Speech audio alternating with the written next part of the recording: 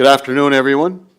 Welcome to the Parks and Recreation and Leisure Activities Committee regular meeting for June the 4th, the year 2024, 12 p.m., Council Chambers, Charlottetown City Hall. Call the meeting to order. Declarations of conflict of interest. Approval of agenda.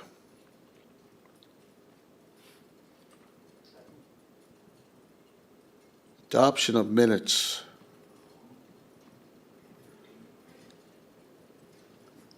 Business arising from the minutes.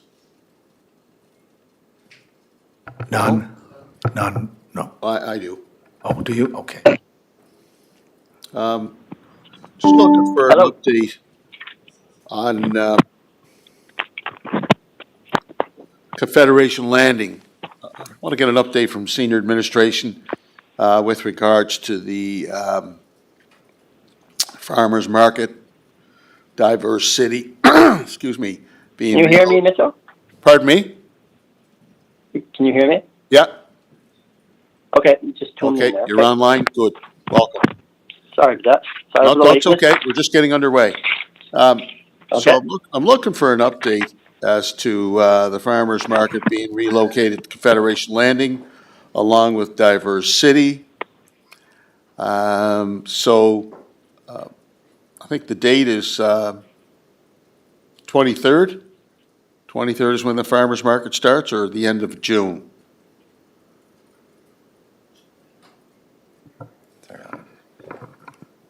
The farmer's market, I believe, starts the 1st of July or the last day in June. I'd have to confirm that for sure. Okay, What we'll do, and with regards to the farmer's market, we'll send out an email update, because I don't have one right here with us right now, and it wasn't discussed in the last minute, so I just don't have all the details. And Diverse City, I think it was pretty straightforward. At the last meeting, they requested to move to Confederation Landing. right. And that's where they're going to be. So have all of the challenges and all the deficiencies, everything's been met, everything's ready to roll in terms of, is there a memorandum of understanding signed with the Downtown Business Association? For example, are liability issues, have they all been effectively addressed as well? So like I'd mentioned, Councillor Tweel, I'll send an email out with all those updates with regards to that, because I don't have that information Okay. in my head right now, so. Okay, yeah, I'll be looking forward to the update. Could I, Mr. Chair, could I just ask? I thought this was between DCI and the vendors. What's our role? We own the facility. Oh, that, but Yeah. what's the? So we're working with them, they're utilizing the city Confederation Landing space. So we're working with them to actually confirm all the details of using that space. And our department has been working very closely with DCI, and things are progressing very nicely. I just don't have all those details right off the top of my head. Again, Mr. Chair, through you to the manager. So when we're on Queen Street, did we have an MOU, a contract, liability, all those documents? Could we find that out? That's news to me. I can't speak to Queen Street, I wasn't involved, but No. with any user groups we have within a park, we have an actual special event agreement, and we'll have and it could be more of a letter of agreement too, if there's more details involved with it, so. Okay, thank you. And just to follow up too, Frank, I noticed in the minutes, the Parks and Recreation Department's going to be providing services in kind like garbage collection, doing an assessment and evaluation after every event that's being held. I know you said there's more information forthcoming. Besides garbage collection, can I just ask one question? What are the services are Parks and Recreation providing to the farmers market and Diverse City being held at Confederation Landing? So, like I indicated, I'll send that out in that email as well. We do provide standard service a lot of times, with regards to garbage pickup, and there's other types of things, but, and providing, if they look for picnic tables and those kind of things. So those are part of the special event request, and then we assess each request individually. So I'll send out those details Okay. whenever we've confirmed them all. That's great, thank you. Any questions there, Councilor Bernard? Councilor Bernard, do you have any questions? No, I'm okay. Okay. So, our first presentation, I've got to go back now, back to the start of the agenda.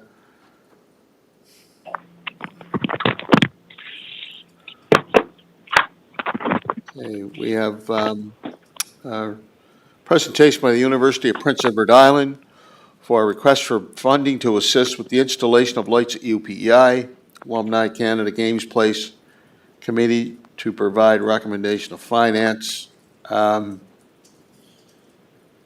think Bruce Donaldson's online, and the athletic director, Jane Vesey. Are you folks online? Yes, we are. Okay, so are we going to be seeing your presentation virtually, or is this just verbal? Verbal. Verbal. Okay, take it away, Bruce. Thank you. First of all, thank you for the opportunity to speak, Mr. Chair. She is not here today. She is attending the U Sport AGM meeting out in Calgary. And route back to Charlottetown later today. But reference, I guess, the letter dated April the 11th, 24 that I sent to Finance Chair McAleer. And I'm understanding that you all have a copy of that. Is that correct? Yes. Yes, people have. And just, Bruce, you're breaking up a little bit there, so if you just wanted to maybe. Let me see. Is that any better? Hopefully. How's that? That seems better, yes. Just moving my location a bit. So this project is kind of a two-phase project. The initial phase is apply for funding to install lighting for Macadam Field, or the Canada Alumni Field as it's known. And then the second piece of it would be in changing the surface of it from a grass field to turf field. I'll provide a little bit more detail on that as we move through the conversation. So I can confirm to you at this moment that we have three stakeholders towards this project.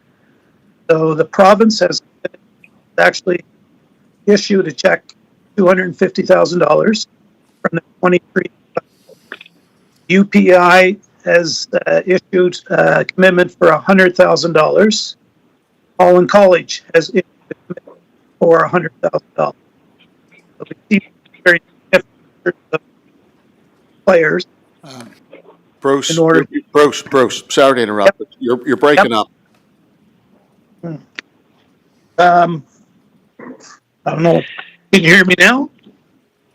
Yeah, I can hear you now, but Yeah, it does break up, but it's too bad we just couldn't use the presentation that Bruce made just a couple of days ago. It's all on YouTube, or it's on tape. well, It's I know the same we presentation. But anyway, if, that would be probably the problem. all right, let's try it Anyway. again. Go ahead, Bruce. Okay. What part? Okay, I'll repeat the existing stakeholders. So the existing stakeholders are the province of PEI for $250,000, University of Prince Edward Island for $100,000, and Holland College has committed to $100,000. That's a lot clearer, Bruce. That's much clearer. Okay, thank you. The other applicants that we are looking to approach as stakeholders would be, of course, the city of Charlottetown for $100,000. And the big one would be the 2023 Canada Games Legacy Fund, which our ask would be $1 million.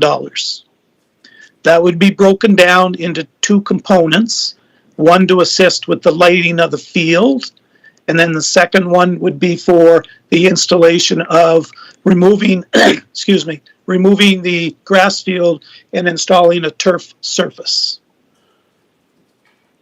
If there is, and there could be shortfall in funds, we've already initiated a conversation with ACOA, and they are prepared to look at it, but they were waiting to hear back on some of their funding formulas to see whether or not it might qualify. So that's not been confirmed at all. Everybody clear on And that how piece? And how much was the caller looking to put in if it was confirmed?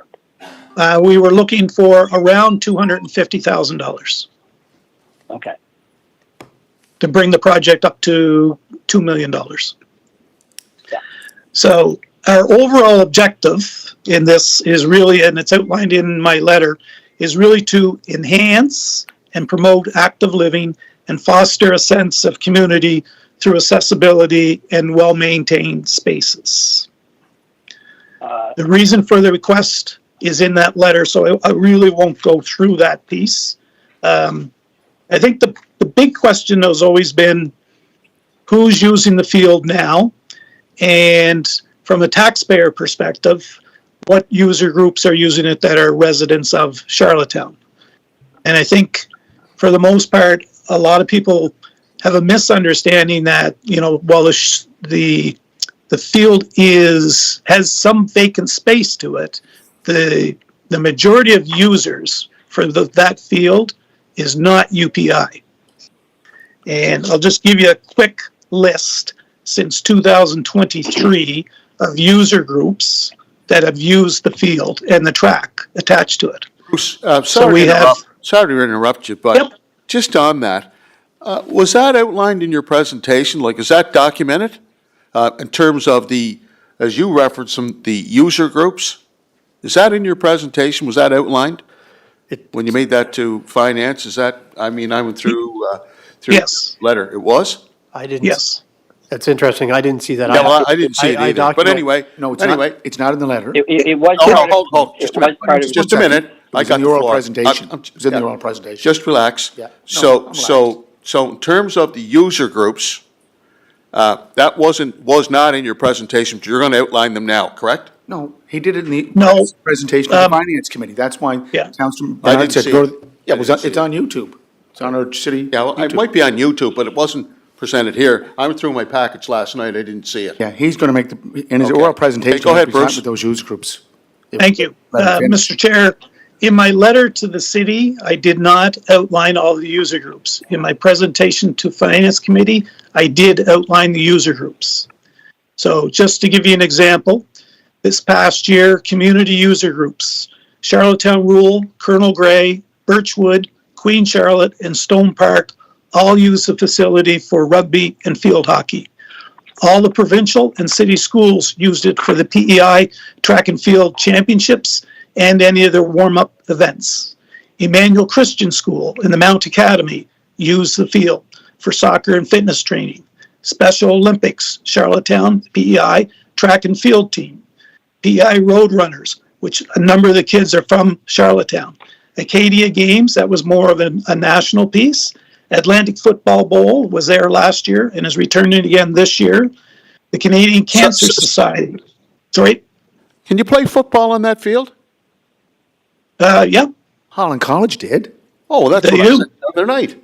No. That's what they play. It's not a CFL. Okay, okay. Well, Jane Vessey's on the line. Ask her about if it's a CFL field. Did I not say that the Right. other night? No, Jane is not on the line. The question that came up on the CFL piece was, is the turf field long enough with the end zones to host a CFL game? And the answer to that is no. It's about 20 yards too short. But it's okay to play varsity football there.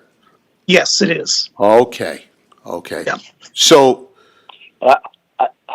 this is a request for money for lights, folks. no, I know, but I'm trying to $100,000 understand who the user groups are and what sports are actually being played there. I have to understand that. I need to be Track fully, and field, anyway. track and field, football. Well, the Hurricanes played there. You went to the games. It's all right. He listened Because it's to not a all. CFL. Go ahead, regulation Bruce. You got the field. floor. Okay, thank you. So again, the Canadian Cancer Association, Bayshore Health Event, which was a huge kids park that they did last year and are looking to come back again. Lacrosse, PEI, the Aboriginal Sports Circle. There's a run, jump, and throw group here in Charlottetown that utilize the facilities. The Nigerian Association of PEI plays there. The PEI Marathon has used it. We have private bookings for Eli McCachran, Morgan Campbell, Sean Ferris, who train NHL and up-and-coming rising pro hockey players. Andrews Hockey School use it every single day during the summer, which again are a number of island residents. Charlottetown Bulk Carriers, so our midget major team, they do all their training on that field. Football, PEI with their tackle teams play there as well. The Bell Alliance Center, their summer camps, utilize the field on a daily basis. We hosted the Atlantic Canadian Men's Rugby Championships last year here. We had the 2023 Parasport Festival here last year. We had Holland College football, of course. We had the international soccer events, which mainly were on the turf side, but we do use it for some of their training and their skill development pieces, which again are for a lot of the kids that are here locally. We are hosting the U Sport National Championships here this coming fall, which is the first time for UPI, first time for Charlottetown, and certainly a first time for the province. And again, UPI Rugby would be the other user group. The other piece of this is we often get just local calls from different people who want to know whether, you know, they can bring their kids and have like a birthday party or something like that. And that's a frequent occurrence, and we do that willingly with no charge. So I think it's fairly clear that there are a number of user groups that use this field. Adding lights to it adds to the timeline immensely. And it finishes kind of what Canada Games started back in 2009 when the infrastructure was kind of put in, but they weren't able to finish with the lighting piece of it. So the question really is in terms of operationally, UPI's commitment. And we would agree in writing each year for the user groups and the allocation of timelines. So this is a collaborative approach where UPI, Holland College, and the city would sit in early spring and take a look and see where are the shortfalls and what the audience is and how we fit them best so that they have an opportunity to know that they've got field and field allocation and time. Holland College is very receptive to this, and so we're hoping that the city will be as well. I realize that this ask is after your budget, and we certainly apologize for that. This has been in the works for a while, but it was conditional on a lot of different strategic partners coming to the table. And when the province came to the table late this spring, that's really when it started to get some legs on that side.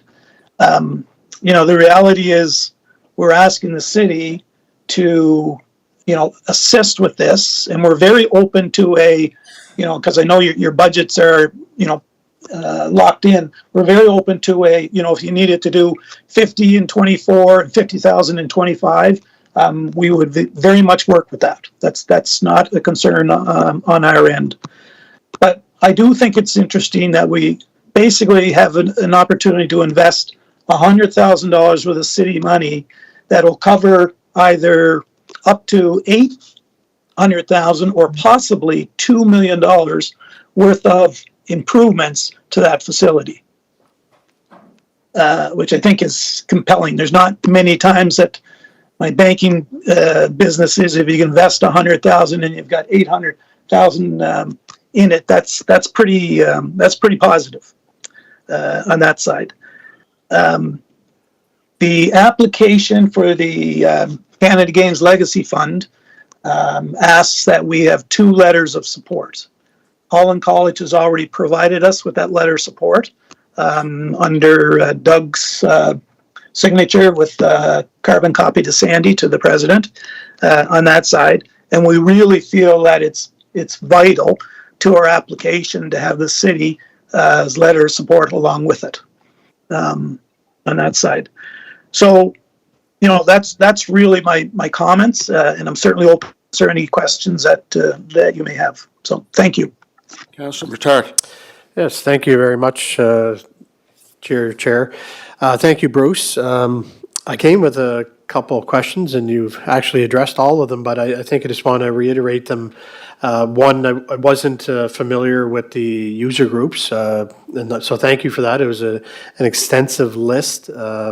That was one of my first questions and concerns around is, who's benefiting from this investment, not only from our city perspective, but the entire project as a whole. So I'm actually surprised to hear that many user groups maintain that.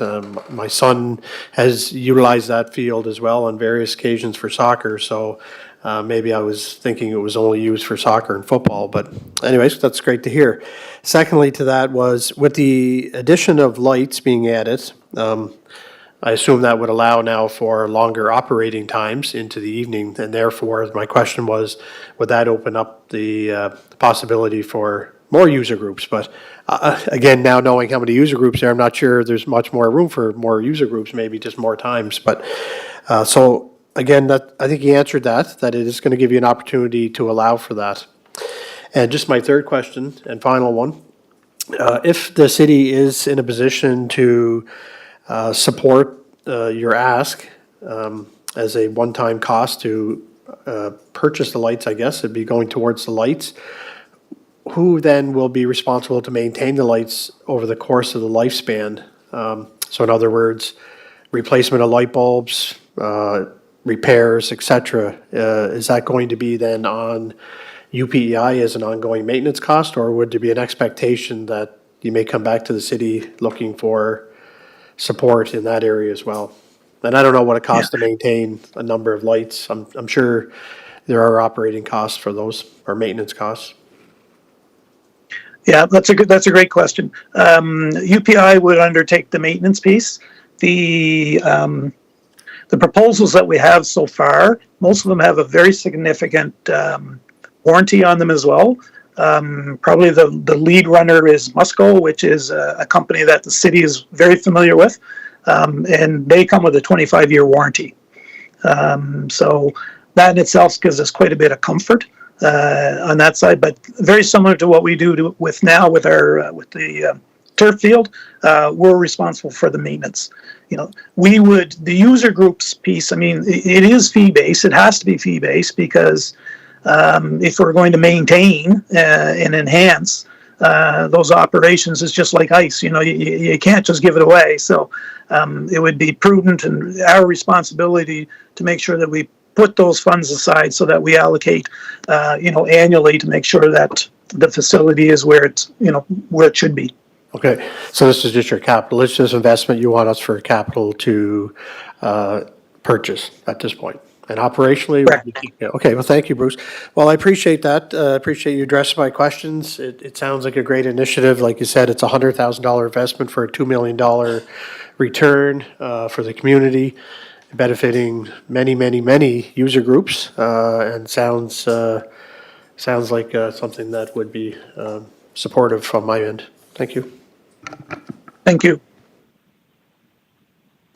Councilor Bernard, do you have any questions? Yeah, I just wanted, one, if I could ask.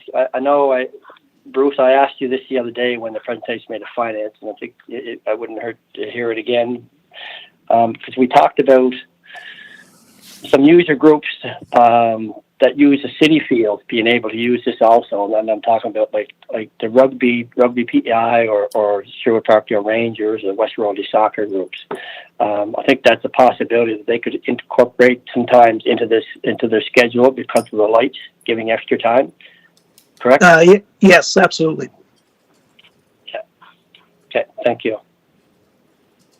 Chair, can I just follow up? Mr. Chair, I know you read the letter from Bruce. It's a part of the package. And if you look at the benefits associated with this investment, enhancing community recreation, event hosting opportunities. Bruce, could you just expand on that event hosting opportunities?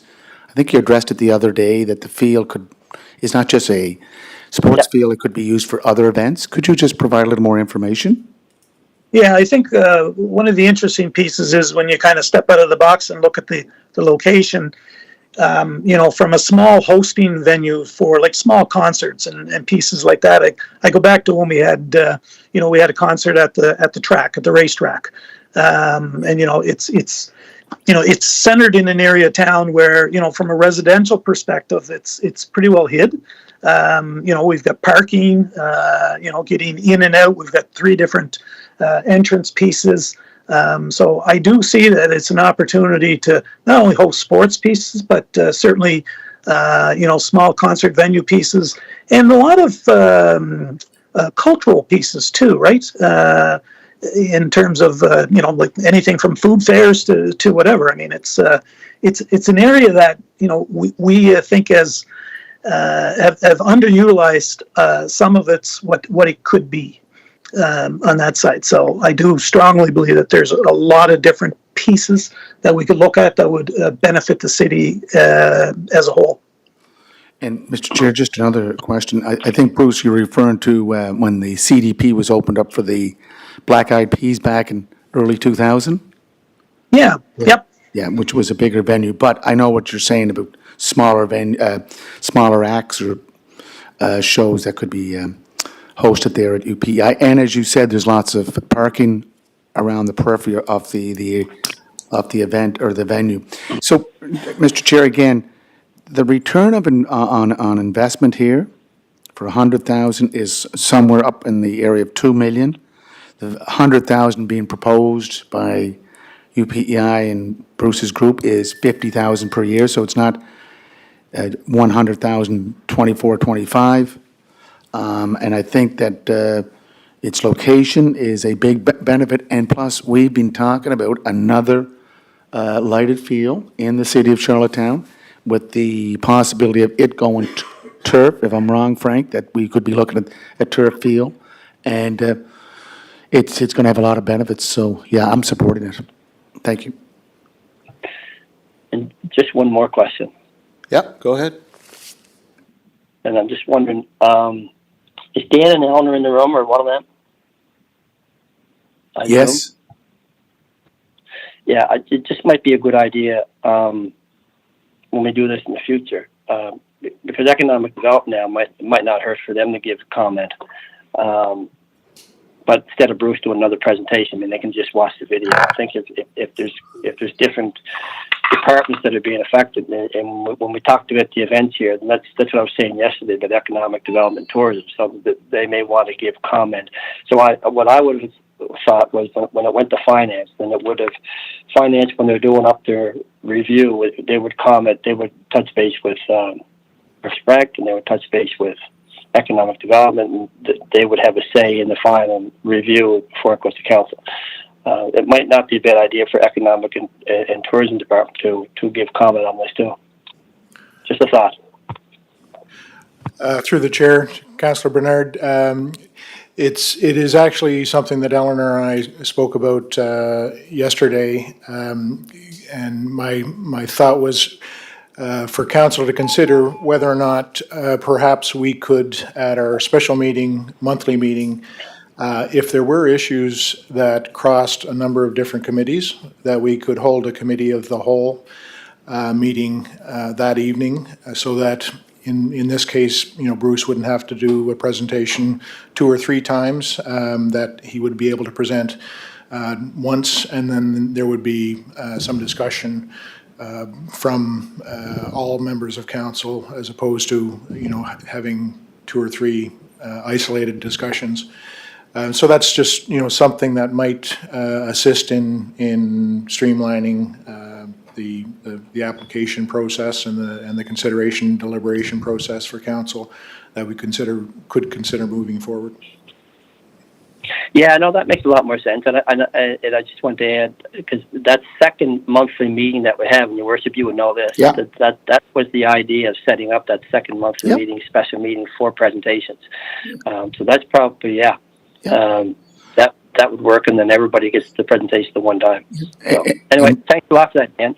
Mr. Chair, that's what we looked at, because it has to go through finance because it's a funding request. And now it was suggested at our finance committee, and Councillor Bernard was there, to send this on to Parks and Recreation.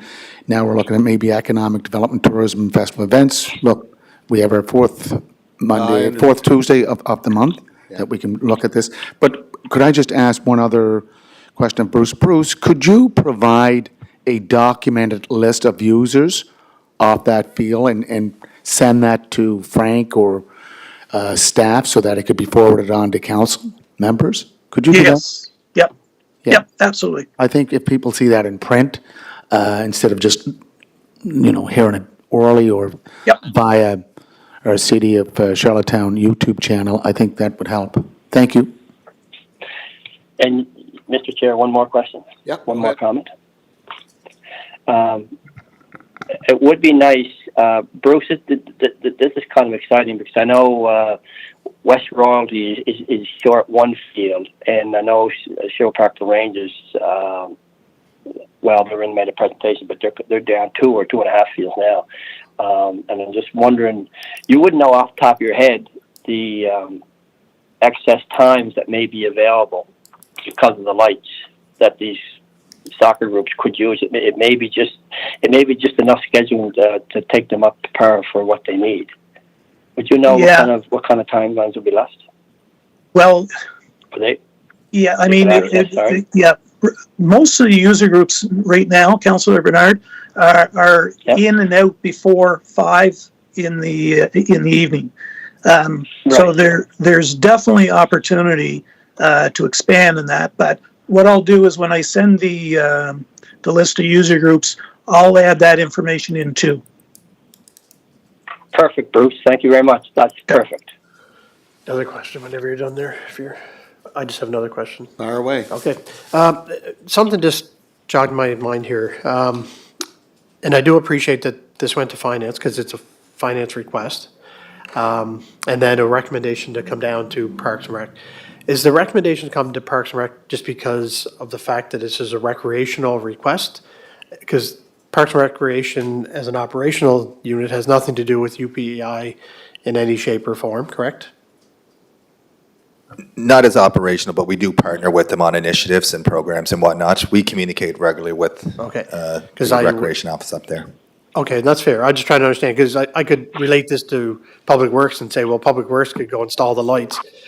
So I guess when it all comes back to the decision, it's going back to finance, but we're here to make a recommendation. So I'm wondering why we're making the recommendation based on, I appreciate that it's a Parks and Recreation, feels like that's the natural path, but at the end of the day, it could be, to me, as Public Works, just as easily with setting up lights. From an infrastructure perspective. So I'm not trying to say, I support it. I put my hand up right now. I support it, move it forward, and I've said that. But I started thinking about, well, why is it any more here in that sense? Maybe it should go back to the committee as a whole, and everybody has a stake in the game here in the sense of where it benefits. Again, I just started thinking about that. But I can see the tie. That's why I want to know, why is it tied here as much? So maybe you can answer that, Frank, a bit, or through the chair. Mr. Chair, Yes. could I just interject? This was a comment. Councillor Bernard, you're still there?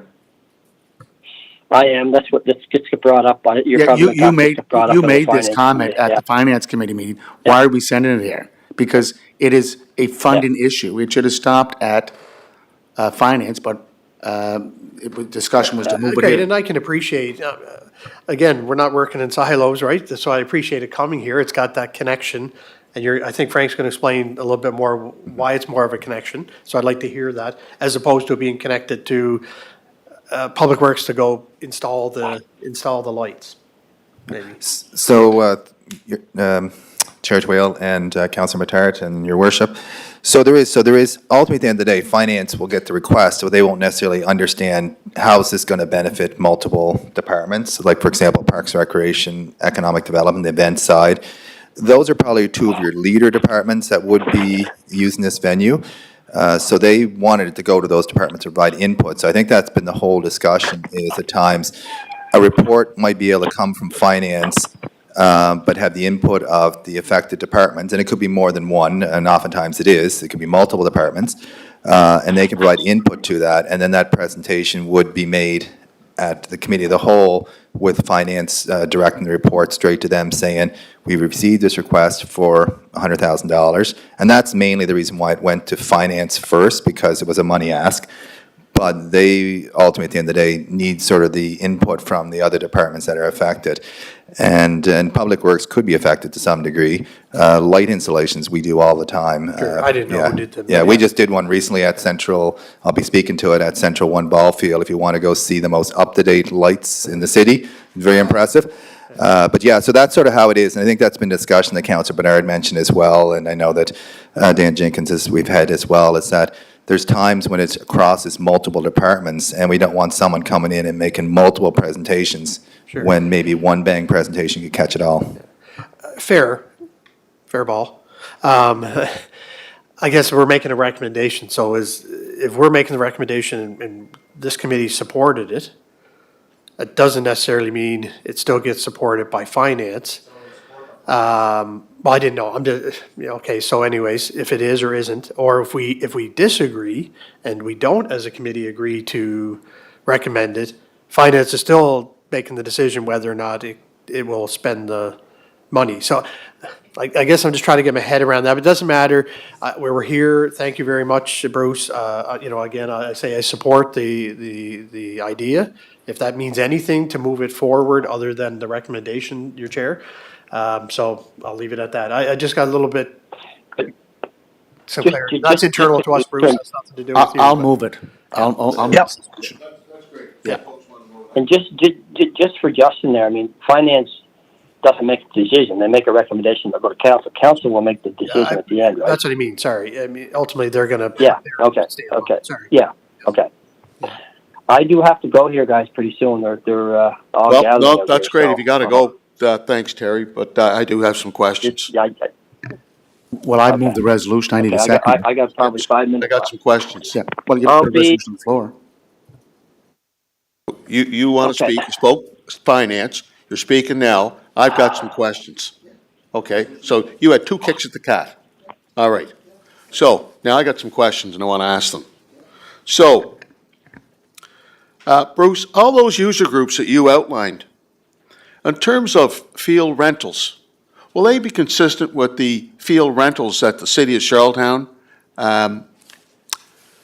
charges these respective community groups? I mean, you outlined a lot of the school groups, a lot of the schools, of course, that's done through the school branch. Wouldn't really refer to them as a community group, although we do partner with, the school branch as far as the city goes.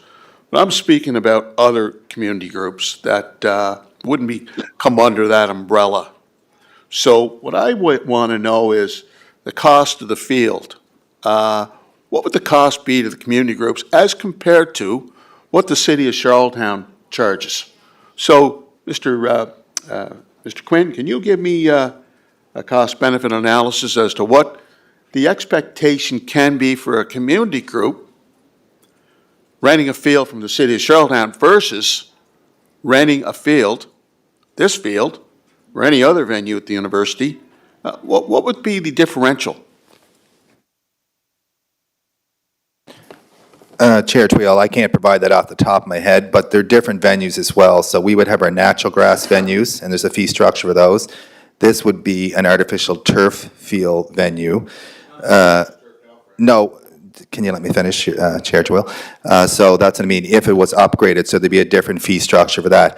I don't know what the university charges for their actual natural grass fees. I would have to consult with them, but yeah.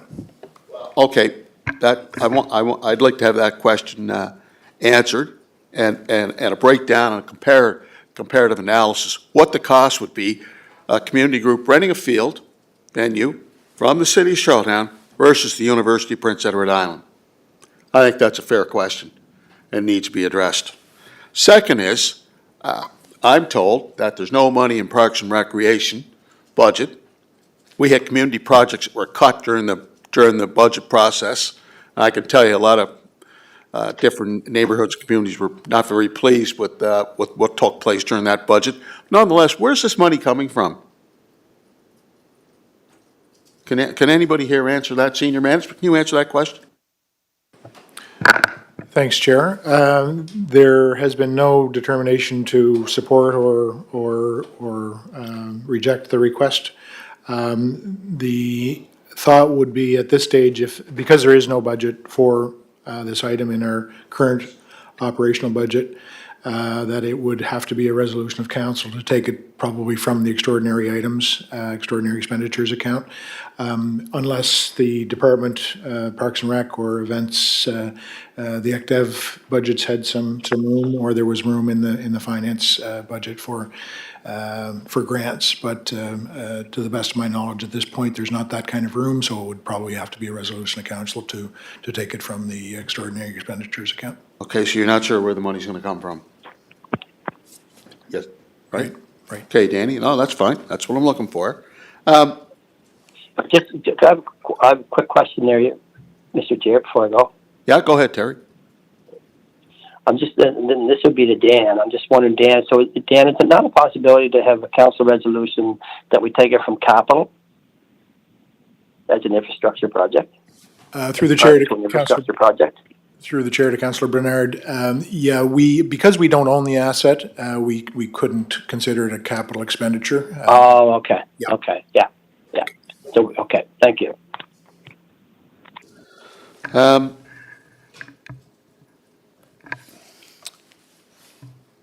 With regards to the turf field, is your intentions to come back to the city of Charlottetown, Bruce, to look for the city to provide money for a potential field turf being constructed at the University of Prince Edward Island? Well, I'll always say never is never, because that's just a dangerous word, but the optics, what the plan is presently is to not go back to the city of Charlottetown. It is a big expense, but we feel that based on, if the reality is, if we don't get $700 to $1 million from the Canada Games Legacy Fund, then the turf piece is off the table.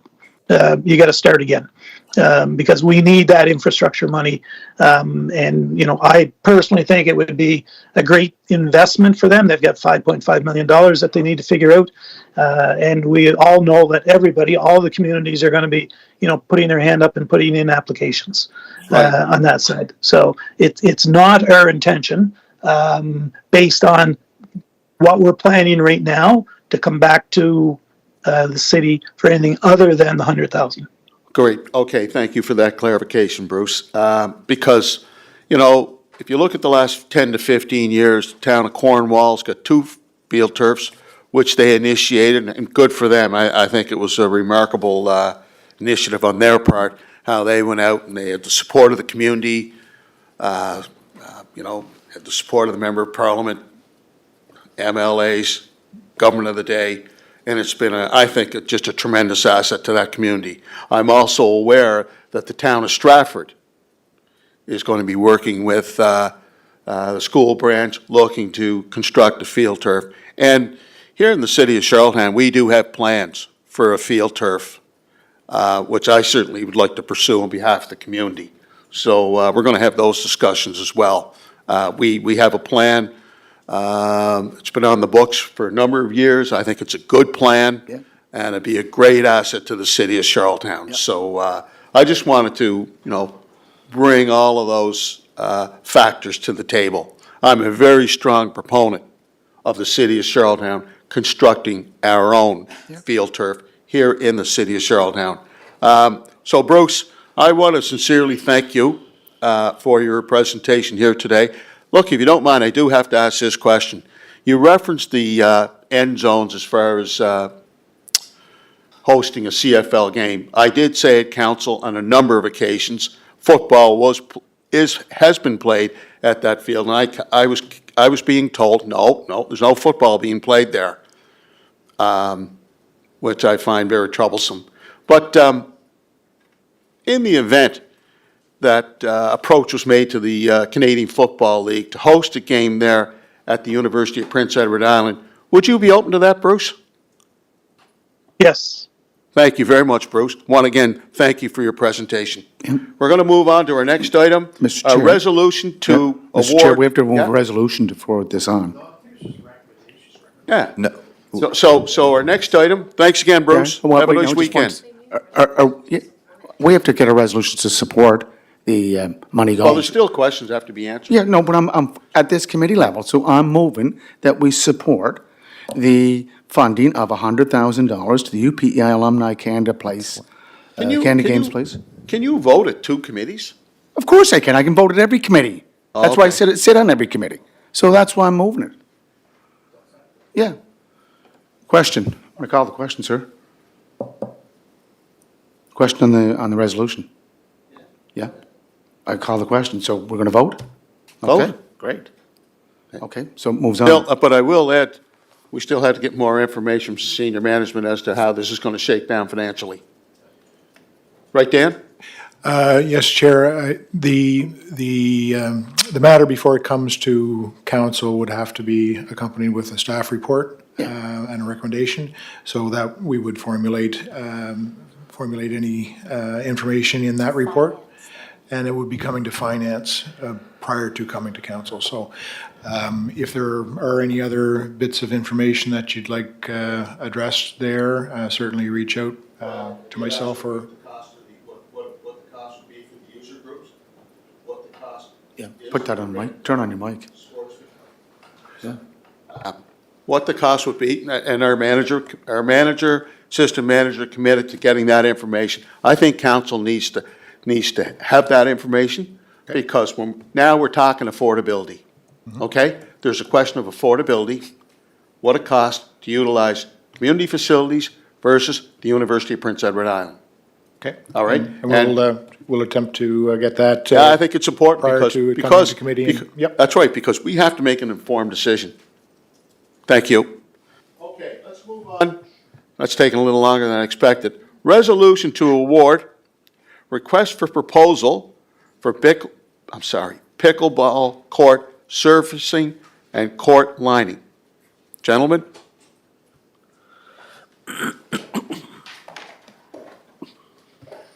Thank you, Chair. So the resolution and the backgrounder describes that we went out for an RFP for the pickleball court servicing and court lining for the courts we're going to develop in Hillsborough, behind the Hillsborough Park Community Center.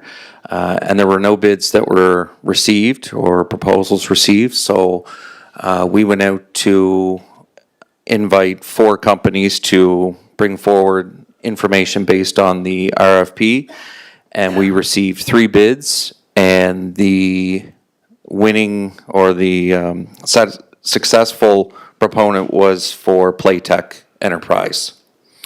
And as is noted in the backgrounder, they are the most expensive of the 3, but their experience and qualifications certainly outweighed the other 2 companies. And we have also worked with this company before with regards to the Victoria Park tennis courts and their work with references and examples of past work. We feel that they would be the best individuals to work with for this new project. Thank you, Christopher. And thank you for being forthright regarding the rating system and the cost compared to the one you're recommending compared to the other 2 companies that did submit their bids as well. Floor is open. Councilor Matard. Thank you, your chair. Question I have, and I apologize if I probably should know this, but was it decided, and when was it decided, I guess, that if we were going to have pickleball courts, that they would be at the Hillsborough Park Community Center? Was that a location, I'm trying to remember back if we picked that at one point in time.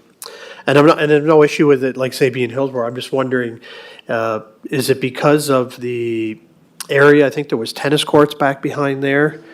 And if that is the case, is that the main driver of why that would be the more conducive location? And then if so, my question is, in Frank McCauley Park, we do have a tennis court there as well. Could that tennis court be converted? And I don't know if it's just in the way of painting lines and stuff, could that also be a multi-purpose tennis court / pickleball? That's a very good question, Councilor Matard. We did resurfacing there at the Frank McCauley tennis courts there, back just a few years ago. The Hillsborough Park site was one of the ones that staff identified after we had our meeting about a year ago here. That was one of the locations, so I'm very familiar with that, location that staff did recognize, and I'll turn it over to Frank for more information. Yes, thank you, Chair Twill and Councilor Matard. So actually, we assessed a number of locations, all existing facilities we had that maybe were being underutilized or could become pickleball courts. The J. Frank McCauley location is a multi-purpose court right now, heavily used. We are looking at potentially that becoming, in the future, like solely a basketball, an official-sized basketball court. That's something we're working on as well, but the pickleball location for these courts here was seen. The tennis court was underutilized. The basketball court is being used, but we felt we could relocate that to the new multi-sport outdoor facility and then convert this into a pickleball location. If we were starting from scratch to construct a pickleball court with 6 courts, we'd be talking $500,000. So we can reutilize this existing court, surface it, and put the nets on it, the windscreens. And just to comment on that painting, even though the cost is higher than the other ones, it is within budget. So we do have budget, so. And pickleball is expanded dramatically, and they've been great to work with, so. Full support. I remember the presentation we had, and again, I apologize if we did discuss Hillsborough Park. I'm not singling out Hillsborough. I mean, I'm very familiar with that area, and assuming that it was to do with the tennis courts that were there and how they were used. And then it got me thinking of Frank McCauley Tennis Court. I drive by there quite often. I know you say it's highly utilized. I don't see that very often, but that doesn't mean it's not. I just might not be at the times when I'm going by there. Just on that, there is so the tennis net has been an issue we've been having with, and one of the areas has sunk, one of the poles, so that's meaning the tennis net is not staying up properly. The basketball court is used a lot, and I drive by, similar to yourself, a lot. It's the kind of thing. So that's the reason why we're looking at that venue to possibly make it, but there's, and it's the size. The Hillsborough one allows for 6 courts. J. Frank McCauley would have only allowed for 3, so. Sure. Well, maybe it's a future ask that it might come with twinning that area.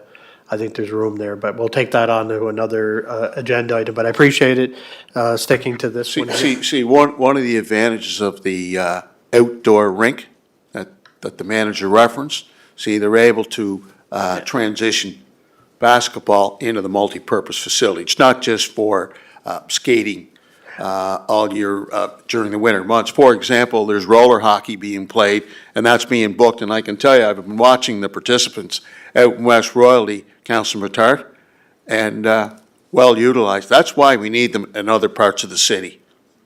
That's why we need them. And I can guarantee you one thing, I'm coming back here at the next budget, and I'm going to pull out all the stops, because to my mind, that really annoyed me that they were cut. Move it. Do we have a seconder? Do we have a seconder? Okay, all in favor? Motion carried. Thank you.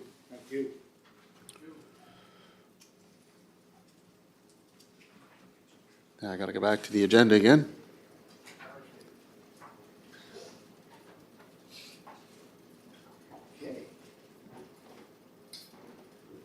Okay, this is Charlottetown Can Power Skate donation to the new Simmons Sports Project and boardroom naming request. Mr. Quinn.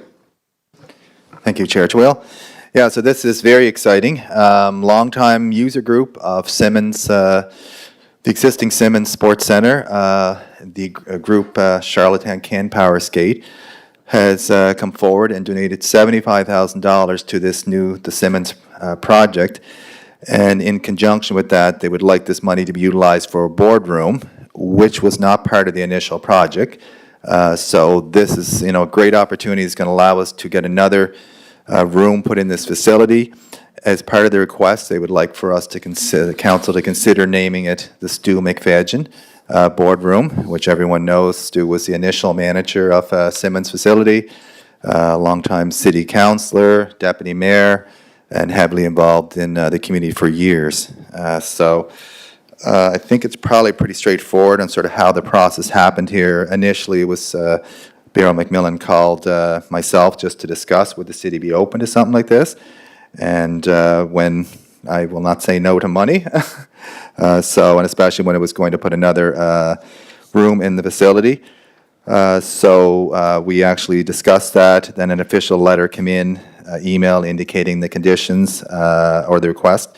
And so that's where the actual request comes in, is that recognizing this Stu McFadgen and naming this room, the Stu McFadgen Boardroom. And that would fall under the city's municipal property naming policy, under Section 9, commemorative naming.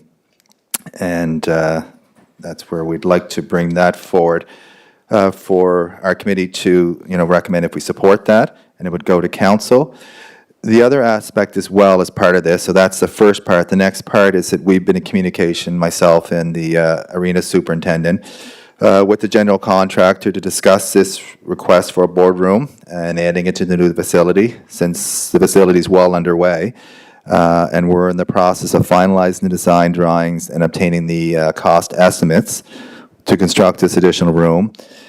It's anticipated this donation will cover 60% of the cost, and that we would be able to expense the remainder to the actual budget that's been approved by council. Ultimately, at the end of the day, this new room, we were looking to try to see if we could put it somewhere else in another room in the building, and it just was going to look like an afterthought. So we wanted to make sure we had a space over this Zamboni area that was being underutilized, had an open ceiling right up to the top, and we were able to put the room in that location. What it's going to require is that we have to put in some structural beams for a floor, walls, those kind of things. So that's the reason why the cost. It'll end up being about a 450 square foot room, so a nice size room for a boardroom. Well, thank you. Councilor Matart? Yeah, thank you, Chair. Well, first of all, I'd like to say thank you to Charlottetown Can Power Skate for that generous proposed donation. In reviewing, kind of the request from a boardroom perspective, would it in fact actually be a boardroom in a way that would be used by what user groups would use it from a boardroom perspective versus could it be like a multi-purpose room that your teams could have meetings in? Is that what it would be? So if they wanted to have a team meeting, whatever user group was, they would go in there. I think that would be a great idea. So it's multi-purpose or is it to be rented out by other user groups who are looking just for a space? So that could be a possibility. Certainly support the naming of some part of the arena. I brought this forward already with Stu McFadgen. So if this is kind of the best path, that's a great option. And then second to that is, I guess as a donation coming in, a request to ask that, we do have to follow what we're calling the municipal property naming policy. And that would have to come through to council as an agreement, correct? Yeah. So, okay, so I did a couple of things there, just from a boardroom perspective. Yeah. Or is it a multi-purpose room more so? Yeah, so Chair Trail through to Councillor Matart. So yes, so we are looking to call it a boardroom versus being a multi-purpose room, because we already have a multi-purpose room in the venue, and it's a boardroom. When you call it a boardroom, it's seen as more of a meeting room. So it would be a meeting room for all different types of groups, all your minor associations, the board meetings, those kind of things. Sounds good. And then team meetings could have in there. And it's being set up like a meeting room with a Okay. board table, that kind of thing. And with regards to the naming rights, we'd bring forward this recommendation to council, and we would also complete the application form that is in the works of being done. It would be signed off by the individual requesting. And then we'd also do a few little background details on Stu McFadgen, which I think was discussed at the last meeting, so there are details available for people to review. Great. Thank you, Mr. Chair. Appreciate that. Thank you. Through the chair to Frank. So Frank, it's $75,000 donation. And again, to follow up with what Councilor Matart said, a big thank you to Beryl McMillan and the group that she's been working with for many, many, many years. And the question always comes up for me, will it be accessible? Your worship, yes, so that was one of the reasons why the location, it's going to be accessible right off the walking track, the elevators at the other end. And it will also allow from this room, we're looking at putting glass on it on the front, facing the walking track, so people can be in there if you're in your board meeting and you can be looking at the hockey game that's taking place. Okay. So- And, Mr. Chair, the second question is, if I, look at the timeline, here we are, June 14th. You're looking at opening this facility, the whole facility, 24th of October. I keep asking about working with Natalie Munn and about the history that we want to incorporate into this facility, whether it's a wall of history or it's a wall of memories that will take into consideration the Stewie McFadgens, the Erdy Mannings, the Claude Vives, the Simmons family. Is that still being worked on? Your worship, so yes, so we've already started the initial contact, so I've already been in communication with Natalie Munn, and we've actually already collected some information, and we've also spoke with some other individuals as well, so we would be working on that over the month of July and August, and would hopefully have, and maybe not 100% completed, but would have a large portion of it in there, because it is an ongoing, as you start to put the actual information up. And Natalie, of course, has a wealth of expertise on this, on the best approach to do it.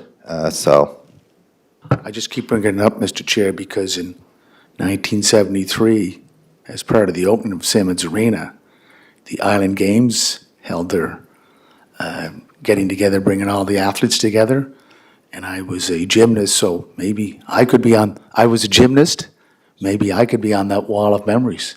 On the wall. That's no problems. You know what? We don't even need a vote for that. In fact, we'll even declare a civic holiday. Frank, I too want to echo Councilor Matard. I want to thank Beryl McMillan. When we had the task force, when we were discussing a new facility to replace the Civic Center, I can tell you, Beryl was one of the ones that we interviewed, and very passionate, very committed, very devoted, and wanting the city to own their own facilities and operate their own facilities. And that, to my mind, is a case in point, and that is consistent of what Beryl's been preaching for the last number of years. So I certainly appreciate her contribution and her commitment. Frank, you did say the boardroom itself wouldn't be compromising any other part of the facility. This is a space, if I understand it correctly, where the boardroom's going to go is space that's underutilized. Is that safe to say? Chair Twill, so yeah, so correct. So it's a spot that's over the Zamboni area. Now, you do need a large room, high ceiling, but there was a portion of this high ceiling in this area that was being underutilized. So we looked at it, and it had a perfect location that it still has a look onto the ice. It's fully accessible. So that was the area that we felt okay. And when we didn't have the money initially, but when we got this initial money, this is helping us finish this part. And talk about community meetings, like, that's all right for an organization that has an executive or board. It's not for an actual community meeting. You wouldn't have a community meeting in a boardroom. You'd have that in the community room, correct? If it was a large meeting, but if it was a small group that wanted a location to meet, then this would be a spot we could have available to them. It's going to be geared towards the users of Simmons and the groups, of course, this figure skating group, who is our Ken Power Skater, who has contributed money, that they will have access to it for sure. But yeah, it's going to be open to the community, and it will be booked like any other room. So, Okay, floor is open for a motion, moved by Councilor McTart, second by Mayor Brown. All in favor? Aye. Motion carried. Mr. Thank Chair, you. I have to drop, leave for a minute. So What? you do have quorum. Councilor Bernard is back in. You leaving? Yeah, I'll be back. Yeah. Yeah. Done for the day? Okay. Report of departments responsible for grass cutting in parks. I asked staff to prepare a report. It's very extensive, very comprehensive. I guess from a philosophy point of view, a number of years ago, responsibility was taken from some of the parks, recreation venues and facilities and turned over to Public Works. Here's what's happening. There's confusion in the community as to who's responsible for cutting grass in some of these venues. And as you go down the list, as you know, you did a good job outlining them, people believe it's not a Public Works venue. They see it as a Parks and Recreation venue. So I'm not trying to be critical of either department. I'm just telling you from a community perspective to say, why isn't the grass being cut? And what's happening is, Frank, I mean, you know this, I'm concerns from the residents, other councilors are, I'm funneling them off to yourself and Christopher and Dean and Nancy. I think, senior management, Danny, Eleanor, I think we need to take a serious look at maybe readjusting grass cutting responsibilities from a park, that are Parks and Recreation, from a Parks and Recreation venue, facilities perspective, back to where it was traditionally. Because, again, I'm not trying to be critical, it just seems like we go through this every year and we're always playing catch-up. Frank? So I understand your concern, Chair Tweel, and I think the biggest thing what happens a lot of times, whether that would help if it was under another department, under Parks and Recreation, I'm not sure. There'd still be concerns at the start of the season. A lot of it has to do with when you have new staff hired and they don't necessarily know where the exact boundaries of all the parks are. This time of the year, the grass grows extremely fast, and there's a lot Had a of lot of rain, Frank. no. Can't rain this time. but it still grows fast because there's already moisture in the ground. There tends to be dandelions and whatnot. When the concerns are forwarded to us, if areas are missed, I think there was a swale in a spot that was missed. Wasn't sure how far the park line went over, but it is something. When it was split out, Parks and Recreation maintained the ones that had sport fields, those kind of things in it, because of the higher level of grass cutting required. And these other ones were moved over to urban beautification that then became, they sort of were amalgamated into Public Works. But yeah, no, it is something that could be discussed, but we just wanted this list to be provided, because I know it has been raised. So we wanted the elected officials, first of all, to realize how many parks there is. I didn't put down the total acreage because I wasn't able to find it quick enough, but I found it afterwards, and it's quite substantial. But Parks and Rec, the parks are, the Public Works, other grass they have to cut, so it just gives you an idea how many green spaces in the city that are cut by the department. And when one area gets missed or something, it's not done on purpose. Sometimes it would be a staff person that could be off that day and kind of thing. So. Councilor Tart. Thank you, Chair. You know, I guess when, and Frank, I appreciate the list, because I certainly did not realize that there was this much work being done by both Public Works and Parks and Recreation. You know, and I can appreciate that we have residents who call in and have concerns, but as a resident, I really don't care who's cutting the grass. I don't care if it's Public Works or Park and Recreation, as long as the grass is getting cut. So if the challenges that we're facing are due to, as you indicated, it may be just, you know, difference in understanding of where the boundary lines are and where various areas are. I think that's an internal thing that needs to be addressed, you know, with the staff. And, you know, and maybe that's in an orientation aspect. If it's new people, you take them out to the actual facilities, you say, this is where it is, or you have maps of where it is. I think that's an educational thing that could be addressed. You know, where the end of the day, the grass cutting lies, whether it be in Public Works or Parks and Recreation or split, I think as a resident, they don't really care. The grass just needs to be cut, and it needs to be cut properly. You know, so whether administratively a decision is made to pull that back in, Councillor Tweel, that's fine. It doesn't, like I say, it doesn't make a difference. It's all city staff, somebody's cutting the grass. But, you know, there are calls, and I know we're referring to one that we received last week about various areas. And I think that just really comes down to, you know, ensuring that if trimming is to be done, it's done, and if this area is to be cut, that it's cut, and so on and so forth. So I just wanted to make that point for me. And, I appreciate the information. Certainly didn't realize there was this many parks, and I could see the challenges can happen here with this many parks. There's something bound to happen every once in a while. So appreciate all the effort by all the staff doing that work, and keep up. Thank you. Mr. Chair? Go ahead, Councilor Bernard. Yeah, and I just like to speak on top of that too. When you look at that list, I mean, there's 92 areas that need to be cut on that list. I don't think one department can do it all. I think it has to stay within two departments.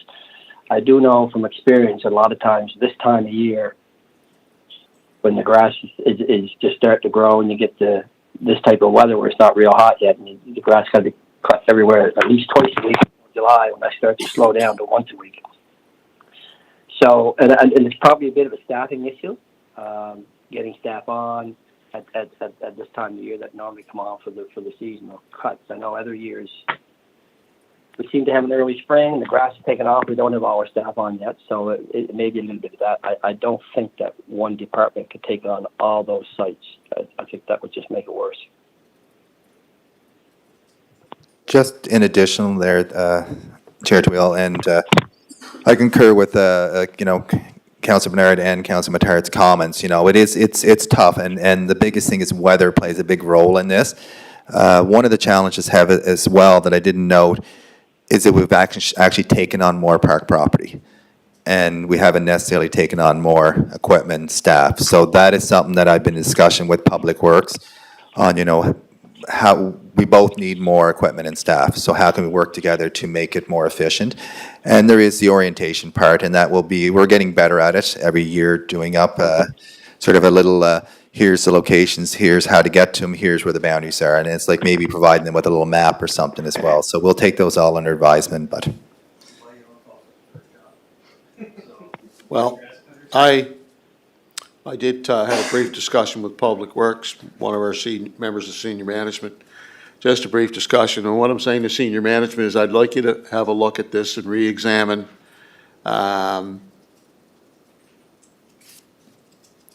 grass cutting here, Parks and Recreation, Public Works.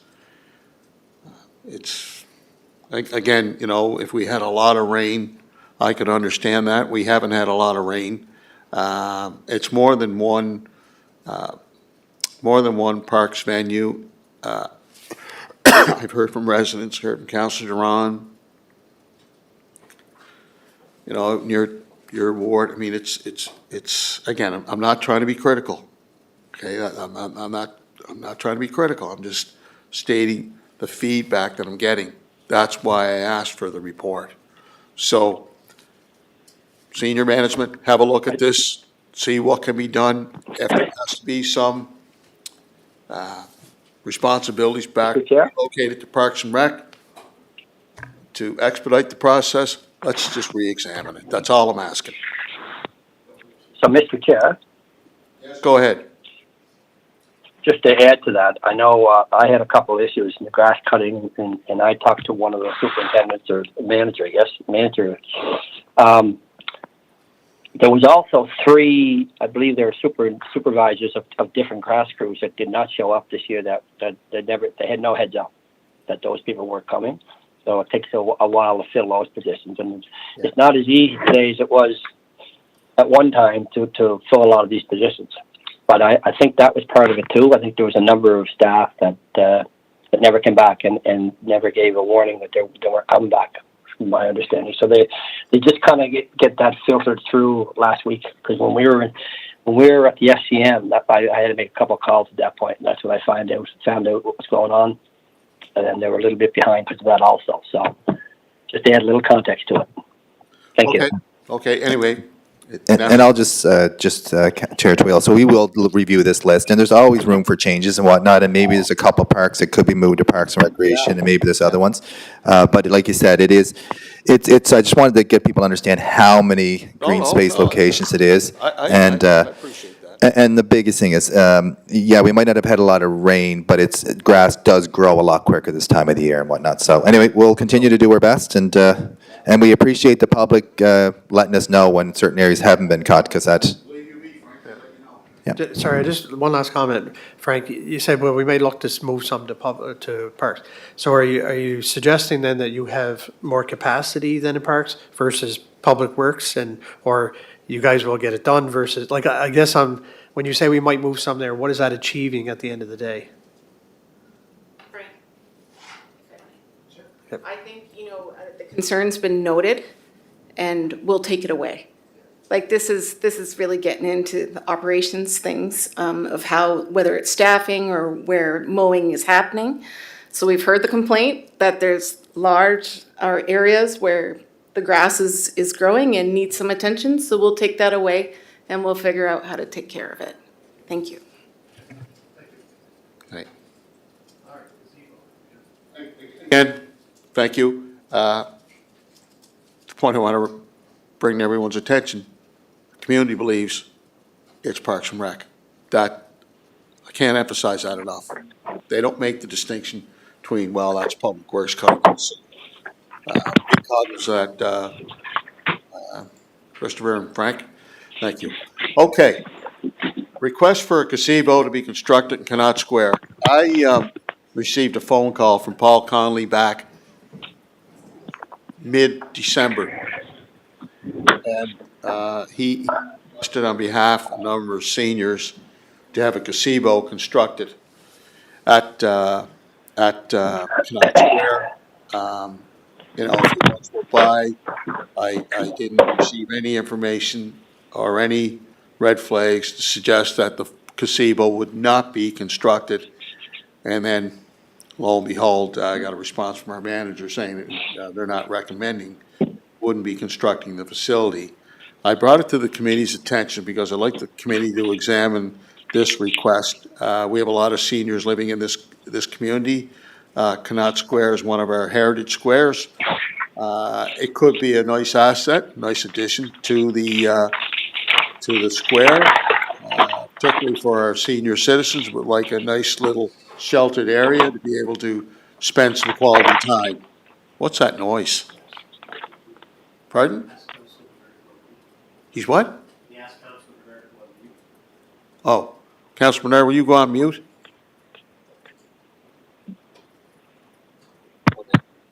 I am now. Okay, you're on mute now? No? No. Anyway, that's, again, that's a thumbnail sketch. I wanted to bring it to the committee for consideration, to have a look at the possibility of having a gazebo in Connaught Square. Floor is open. If I can just provide comment first there, Chair Twill. So Yep. yes, we did receive your email, and initially, we had to look into it, and we didn't get back to you as quickly as we would have liked to have. But when you did send up the follow email, I did send back an email and explaining why. And initially, it was mainly the reason why, and we're not recommending it. We're in regards to the Charlottetown Heritage Squares conceptual master plans and design guidelines for each of the squares. It states that permanent building structures should not be located within these squares.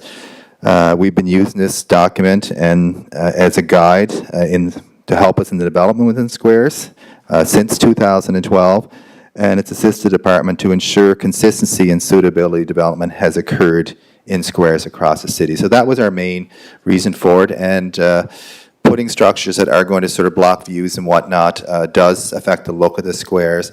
There is a lot of seating areas, a lot of benches, a lot of shades. We've been really focusing on getting trees back in some of these squares that were damaged from White Juan, Hurricane Juan, and then Hurricane Dorian, and then Hurricane Fiona. So that's been a big focus to actually, put shade areas in there, and then have a number of benches around the parks. So, but that's the main reason, is we're trying to keep the consistency of the squares throughout the city. Thank you, Councilor Chair. In reading the recommendation by staff, I mean, I can certainly support two of the three, because they're there's clear guidelines around what can be done in the squares. I think the other or third one, it's unfortunate that, we're making some decisions around implementing or erecting certain things in parks due to challenges we're facing in the city, and we're removing things. Like, some of our parks are removing picnic tables, we're removing benches, we're removing things. So we're taking tables. away, and that's unfortunate because of the circumstances that we see in various areas. So, but in relation to this request, and I think I'd have to respect and follow that there is a conceptual master plan that kind of guides and dictates what can be there. But if it's the will of council to amend that or to change that, then we'd have to kind of go down that road, I guess. And then, of course, the things that are currently in the park now. And then another component to that is, just selfishly, if we're going to put a gazebo in that park, then I want one too. And, and everybody's going to want a gazebo or something in their park. So I think there's a lot there, not a bad request. It's not about the request at all, whether a gazebo should or shouldn't be there. But I think the fact that you've had some guiding principles here for me, I wouldn't be in a position to override those at this stage of the discussion unless we want to open it up and look to see if there's some amendments that could be done there. But I would be in favor of, things being put back into parks for people to enjoy them versus them coming out for reasons that are unfortunate. And I know they're being used and damaged and et cetera, but that's where we are. So that's my comments. Thank you. Thank you, Councillor Matart. And the only additional comment I will mention, like the point there, that there is an installation going to be taking place at this square, the Fiona Wood public art piece, which will be installed later this summer. And this is going to be a public art piece that will incorporate seating, will be interactive. It'll bring attention to the past damage that has happened to our trees, our high canopy trees.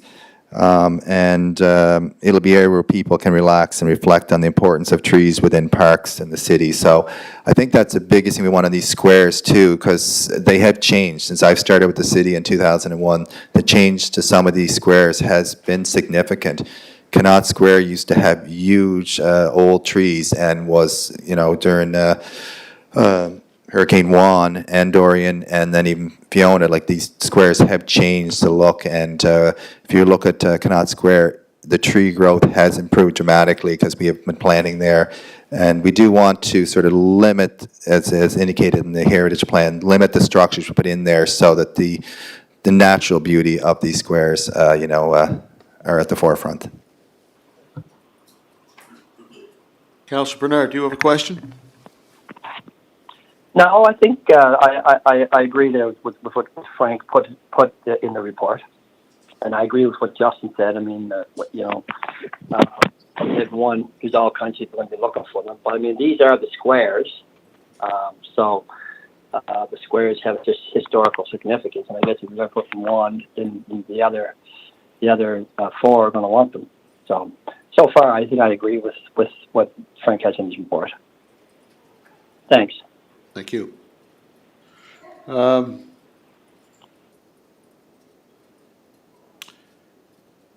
Maybe at a later date, we can revisit the policy on the heritage squares down the road. Because these heritage squares, facility or any venue, to my mind, has to be truly all-inclusive. So if a policy doesn't align with a certain demographic in our city or in a neighborhood and community, then I think we need to have another look at it, especially when you have our seniors that are looking to be able to utilize these facilities. And again, I'll reiterate, spend quality time. I think it'd be prudent to have a look at our policy to see the existing policy and to see if it's truly all-inclusive and diversified enough. I mean, that's what we keep preaching here in council chambers, being inclusive and diversified and all these things. So our seniors are very important to this community and any community in this city. And I'd like to see what we can do to help accommodate them. Thank you. Our next item is update on our 24-25 capital budget projects. Frank? Okay, Chair Twill, I know it's 1:30 here right now, and I didn't have this report sent out to you previously because I was in the process of... We can put it off till our next meeting. Is that all right, Justin? Yeah, so what I would suggest, it is available in the OneDrive, so you guys can review that. One drive trick. If you have any questions at all, feel free to reach out with me. Jeez. Just to let you know Get that, into Fort Knox. just to let you know that it is a document that's going to be changing all the time because it's a status report. This is where we are today. In 2 weeks' time, the percentages will change. I've tried to follow some of the document that Public Works used. I found there's a lot of parts that was beneficial in that, so I've used some of those. So you'll be used to seeing if you've seen Public Works. I didn't put some of the other columns in yet and might not. But it's mainly showing, the percentage of project where we're at, which projects, where they fall. And you'll see, one of the first ones there is the Simmons project. I've been on top of that one, so I know exactly where things are at. So you'll see, where the percentage on some of these areas are. But like one thing on the billing structure right now, the pre-engineered billing and the billing envelope is 100% complete. And you can see that when you drive by it. But then review that. If you have any questions, feel free to reach out. And our next meeting, I will go into a more detailed overview of the capital project, the status report. Thanks, Frank. Okay, just before we're gonna, any questions on senior engagement? Any questions on youth engagement? No? Okay. No. Chair Twill, I just want to just do a shout out to DL over there in the corners, DL Hines. She's been sort of the lead person on, especially the youth engagement one. She's been the lead staff person. She's been heavily involved with the seniors engagement committee as well. And these committees have been moving things forward, have been doing great things. I know the podcast for the youth engagement committee has been very well received out there. Recently with the seniors engagement committee, they've done the senior dinners. Is that correct? And they were very well received in the community. So shout out to DL, and I know Tracy and Jeff have been working with her as well on those projects. So Just, great. Good. Now, under new business, I know there's a sense of urgency. I just want to bring up a topic, just very quickly. Very quickly, it's very important. We have a lot of graduation ceremonies that are taking place down at Victoria Park. People are down there, the parents are down there, the students are down there parking their cars. They're parking their cars in the cycling lane, the active transportation lane. They're parked all over the place. I was through there last night. It's a very dangerous situation. We need to do a communication strategy in terms of recommending. I mean, I'm glad they're in the park. That's where they should be. It's a beautiful venue. If they could just park their cars in the government parking lot, it'll make it much safer, because last night was a nightmare, and we don't have any security on. Was it Monday, Tuesday, Wednesday? We don't have any security. So, folks, let's try some prevention here. We need to do a communication strategy, because last night was just, I never saw it so bad. And, it's a great venue. We want our students down there wearing their nice gowns and suits, and I think it's tremendous. But to be parking in the transportation venue, active transportation pathway venue, they're parked all over the place, and it's hard for the traffic to flow through. We need better coordination, and we have to have a communication strategy. I'm going to leave it at that. I'm going to leave it up to you folks in management, but we got to do something, folks, because it's out of control. Thank you. Okay. Councilor Bernard, are you okay? I'm okay. Yeah, no, that makes sense. Okay, thank you. Anyway, yeah, that's fine. Okay, thank you. Move for a motion to adjourn. Thank you for your attendance here today. I do notice that the mayor didn't Thank come you. back. It might have had something to do with one of the agenda items. Anyway, all right.